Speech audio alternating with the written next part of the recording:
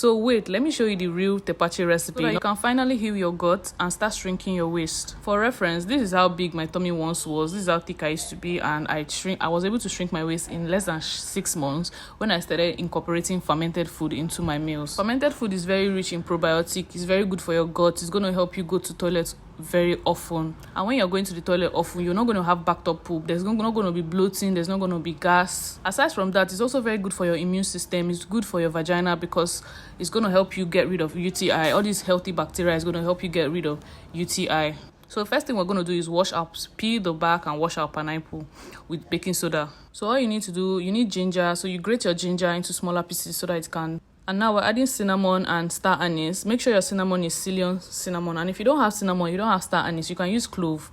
Then add sugar. Sugar is what is going to help feed the bacteria that you are growing. So you don't have to worry. Even if you're a diabetic patient, you can as well add sugar because the bacteria is going to eat the sugar before the fermentation even finishes. So I like to ferment for 3 to 5 days, depending on how strong you want your probiotic drink to be. The way to know that it's working is when every time you open it, it's going to be foaming. When it's foaming, you know that the bacteria are already forming, and you're going to be removing the foam just so the probiotic stays clean. Remove the foam every morning within these 3 or 5 days, depending on how long you're leaving it for. If you leave it longer, it's going to be stronger.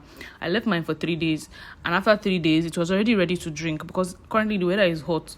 So you can leave it for 3 days. 3 days is just enough to get you where you need to be. For me, I love the smell of fermented food, and now that I'm done, I'm going to just go ahead and strain it with a cheesecloth or whatever you have that's going to be able to remove all the. And don't forget, fermentation is done in room temperature, meaning you don't need to put it in the fridge during these 3 or 5 days. But after you have strained it, you can now go ahead and put it in the fridge. But if you still want it to keep fermenting, if you still want it to keep growing more bacteria, you can just leave it in your counter for more days. It's going to get stronger. It's probably going to turn to alcohol. So if you leave it up to 7 days, it's going to start turning to beer or alcohol. But I don't think you would want that. I don't know if you would want that. So make sure you strain out all the liquid. And of course, if you don't have fridge, you can still make this because you don't really need to put it in the fridge. You can just make it and finish it within 2 days, within the first 2 days of straining. And don't forget, your ingredients are pineapple peel. And yes, you can actually use the inside of pineapple. It's going to make it sweeter. If you want, you can use the inside of the pineapple. Don't forget pineapple, ginger. Even if you're a ulcer patient, you can still use ginger because it's not going to taste any type of way. It's not going to hurt you or any type of way.